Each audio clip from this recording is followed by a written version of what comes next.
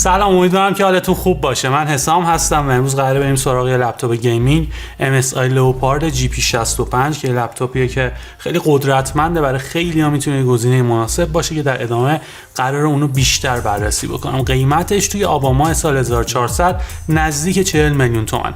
توی همین بازه قیمتی چند تا انتخاب دیگه هم میتونید داشته باشید. یکیش ریزر بلید استیلس 13 که دقیقاً همین کارت گرافیکی رو داره، اما یه مقدار سی پی یوش نسبت به این لپتاپ قوی تره. قیمتش خب یه مقدار گرونتره، ولی خب صفحه نمایشی هم که در اختیارتون قرار میده نسبت به این لپتاپ کوچیک‌تره. انتخاب بعدیتون از همین برند MSI کاتانا GF66 که بسیار لپتاپ خوبیه، میتونید یه نگاهی به اون لپتاپ هم بندازید.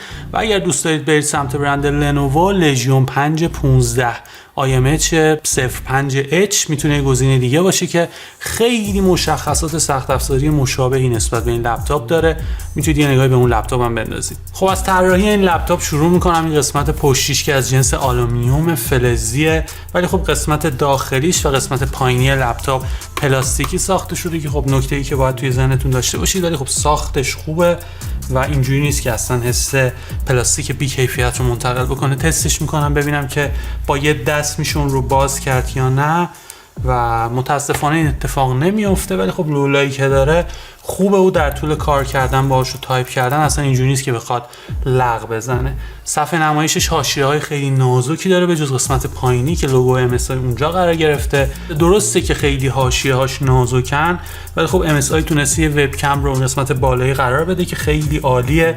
دیگه توی کیبورد نیستش که بخواد یه حس بدی و زاویه خیلی بدی رو بهتون بده. کیفیت خیلی معمولی هم داره این وبکمش.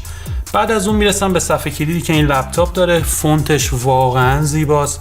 فونت فارسی رو هم داره به همراه نامپد که کلیدهای اعداد رو در اختیارتون قرار میده. کار کردن باشون خیلی راحته.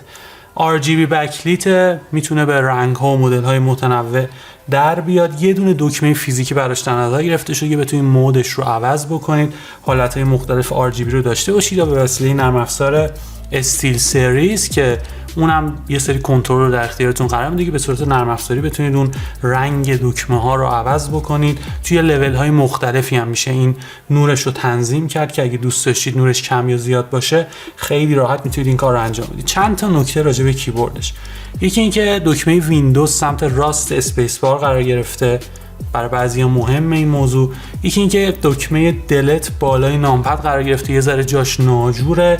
من خودم ریمپ کردم، دکمه پاز رو به عنوان دکمه دلت استفاده میکنم، ولی خب جاش یه ذره عجیب غریبه. نکته که باید توی ذهنتون داشته باشید. یه نکته جالب راجع به این کیبورد اینه که وقتی دکمه FN یا فانکشن رو نگه میدارید کل اون RGB آف میشن، خاموش میشن. فقط اون دکمه هایی که به وسیله دکمه فانکشن کار میکنن روشن میشن که کمک میکنه خیلی راحت‌تر باهاشون کار بکنید. بعد از کیبورد اون پایین یه ترک پد قرار گرفته که سایز خیلی بزرگی داره، کار کردن باش خوبه، ولی بهترین ترک پدی نیست که من تا الان دیدم. دو تا هم دکمه فیزیکی پایینش داره که اگه دوست داشته باشید میتونید با اونام کار بکنید. کنار دکمه پاور به جز دکمه‌ای که برای تغییر مود RGB وجود داره، یه دکمه دیگه هم قرار دادن که میتونید ماکسیموم فن یا بالاترین سرعت فن این لپتاپ رو باش تجربه بکنید به صورت دستی، که خیلی به نظرم کاربردی نیست. به صورت اتوماتیک این اتفاق میفته مگر اینکه خودتون بخواید که در واقع اون فنا استارت بزنن و اون سی پی یو و کارت گرافیکی که توی لپتاپتون قرار داره توی پایین‌ترین دمای ممکن به کارشون ادامه بدن. درباره وزن این لپتاپ باید بهتون بگم که خب یه ذره وزنش زیاده، 2.3 کیلوگرمه که خب با یه شارژر خیلی بزرگ هم عرضه میشه که اونم تقریبا 1 کیلوگرمه.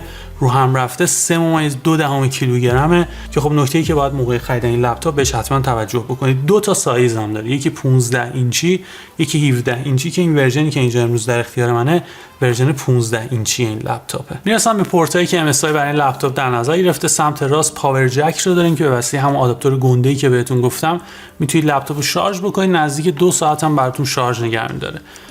یه دونه درگاه برای مموری SD داریم که درسته که خیلی خوبه، این امکان رو بهتون میده که بتونید مموری SD رو بدون در واقع رم ریدر به لپتاپ متصل بکنید، ولی سرعت خیلی پایینی رو بهتون میده که یه مقدار ناامید کننده است. کنار اون دو تا پورت USB Type A داریم، هر دو USB 3.2 Gen 1 هستن که سرعت انتقال دیتای بالایی رو بهتون میدن. سمت چپ یه دونه پورت RJ45 داریم که میتونید کابل اترنتتون رو بهش متصل بکنید.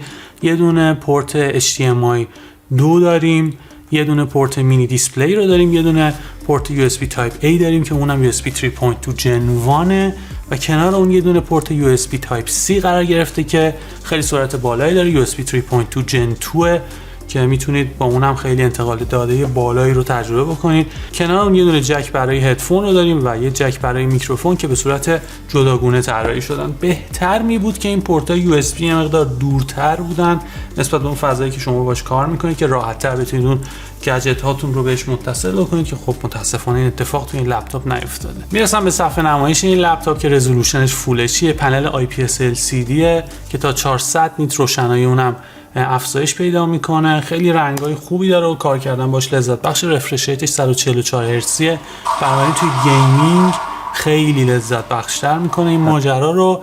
و خب نکته‌ای که در موردش وجود داره اینه که دقت رنگیش اونقدر که باید بالا نیست. از 95% فضای رنگی sRGB و 71% فضای رنگی Adobe RGB پشتیبانی میکنه که همونطور که میدونید برای گرافیستا فضای رنگی Adobe RGB خیلی مهمه که پیشنهاد میکنم برن سراغ لپتاپایی که یه مقدار دقت رنگی بالاتری رو دارن. خب بریم سراغ عملکرد این لپتاپ که خب سی پی یویی که MSI توش قرار داده خیلی سی پی یو خوبی، i7 750H خیلی عملکرد خوبی رو بهتون میده. انواع اقسام نرم افزارها، مهندسی، غیر مهندسی، مدل سازی سه‌بعدی همه رو میتونید باش پیش ببرید. حتی میتونید ویدیو رو به صورت حرفه‌ای باش ادیت بکنید. برعکس بهتون گفتم کم نمیاره، ولی خب دقت رنگی صفحه نمایش رو اگر بذاریم کنار واقعا عملکرد خیلی خوبی رو بهتون ارائه میده. این ورژنی که اینجا در اختیار من 16 گیگابایت رم داره که تا 64 گیگابایت میتونه افزایش پیدا بکنه، ولی همین 16 گیگابایت هم برای اینکه چند تا نرم افزار رو با هم اجرا بکنید کاملا کافیه و جواب بده.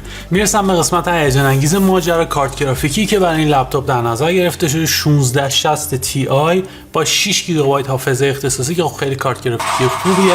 اکثر اون نرم افزارهایی که وابستگی دارن به عملکرد کارت گرافیکی رو میتونید به راحتی باش پیش ببرید. گیمینگ هم همینطور. دو تا گیم من روش تست کردم، یکی کنترل یکی سایبرپانک.